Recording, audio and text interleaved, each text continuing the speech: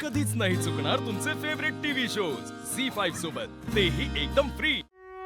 देवी आई, असं म्हणतात की तू ज्याच्या पाठीशी उभी राहतेस त्याला लढण्यासाठी बळ मिळतं। मलाही लढावं लागणार आहे, तेही माझ्या बापाच्या विरोधात। घरात जे काही चाललंय त्या परिस्थितींच्या विरोधात। मला आशीर्वाद दे आई।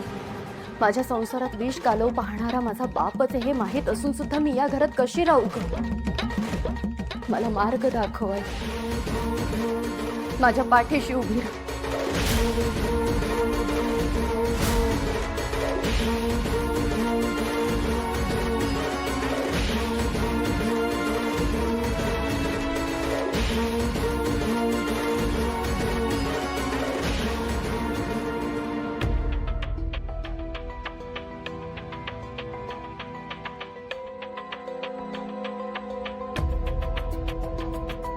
तुळजा, अशी भरल्या घरात निघून नको जाऊ ग।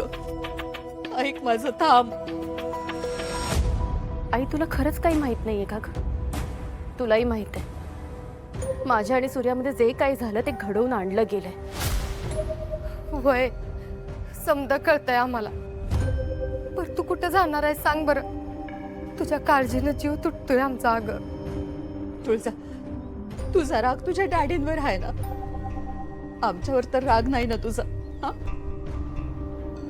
अगं हे आमचं बी घर आहे, आईचं घर म्हणून राहा। हे तू डॅडींसमोर बोलू शकशील?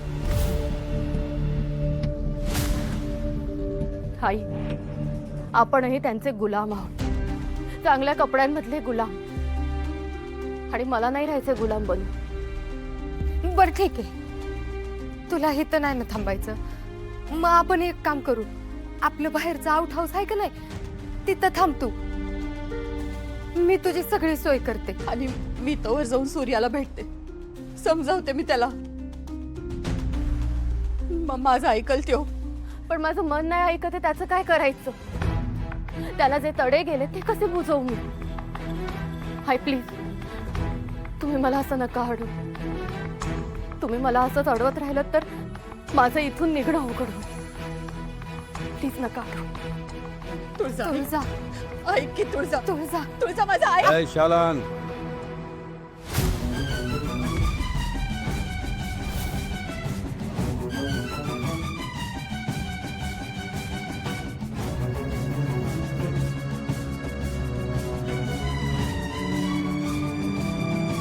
आई, तुझ्या आणि माझ्या नात्याची रेस कायम डॅडींच्या हाकेपाशी येऊन थांबली। या हकेतून माझी सुटका झाली, पण तुमची नाही।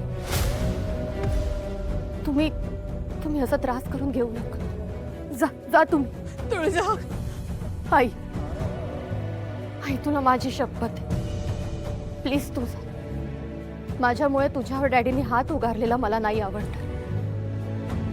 प्लीज तुम्ही जा।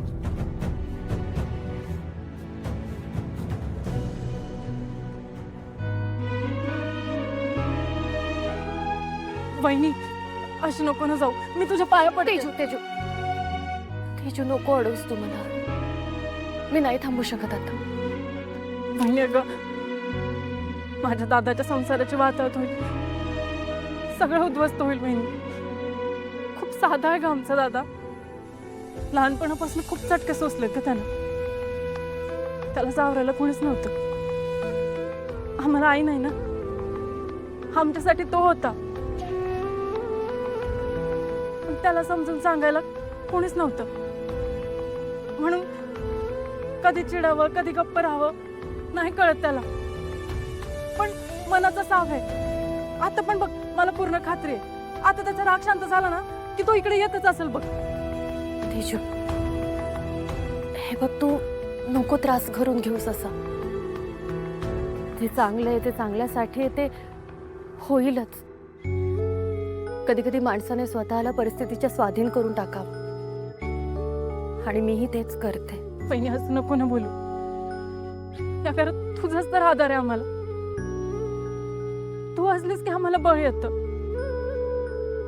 तू या घरात आहे म्हणून आपलं कोणी या घरात आहे असं वाटतं।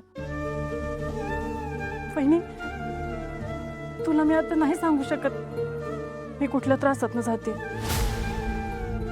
पण कुणासाठी नाही तर माझ्यासाठी थांब वहिनी. हे बघ तेजू, शत्रू तुला काय त्रास देतोय हे मला नाही माहित, पण तो तुला त्रास देत असणार आहे याची खात्री आहे मला. पण एक सांगते तेजू, मी तुला धीर देईन, आधार देईन, पण तुझी लढाई तुलाच लढावी लागेल. मी तुझा आवाज नाही बनू शकत, तुला बोलावं लागेल. अन्याय सहन करणं हे अन्याय करण्यापेक्षाही खूप मोठं पाप आहे. मला नाही लढता येत वहिनी, मला तुझ्या आधाराची गरज आहे.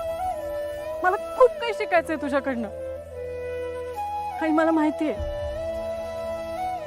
माझी वहिनी मैदान सोडून पळून जाणारी नाहीये, परिस्थितीने बदलणारी पण नाहीये, तर परिस्थिती बदलवणारी आहे.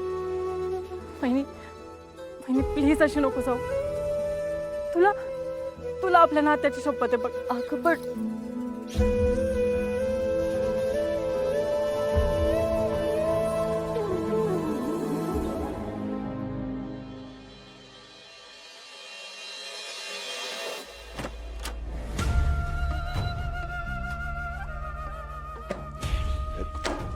कोले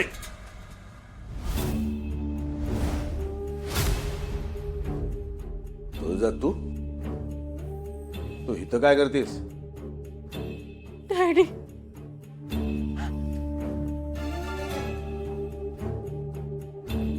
डॅडी मला माफ कर, मी चुकले डॅडी.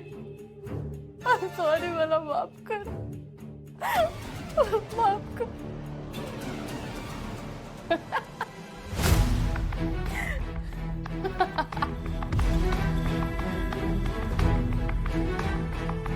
डॅडी, अशी मी तुमच्या समोर येऊन तुमची माफी मागेल असं जर तुम्हाला वाटत असेल ना, तर ते सगळं तुम्ही तुमच्या डोक्यातून काढून टाका, कारण तसं तर काही होणारच नाही.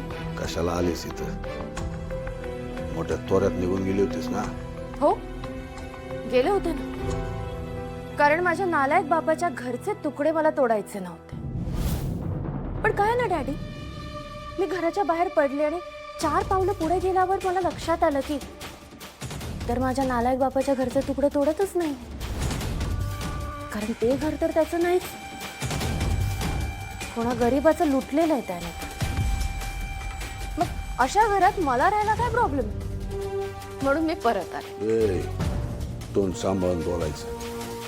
हे सगळं आमचे जालिंदर निंबाळकरचं. हे सगळं माझ्या सासरकडच्यांचं, नवऱ्याचं आहे माझ्या, सूर्यकांत जगताप.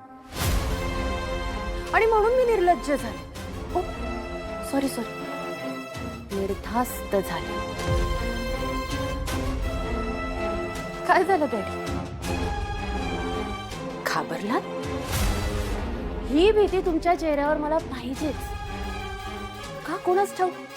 तुमच्या चेहऱ्यावरची ही भीती बघून सूर्य कदाचित तुम्हाला माफ करेल. येते डॅडी. नाही, सॉरी, इथेच राहते डॅडी.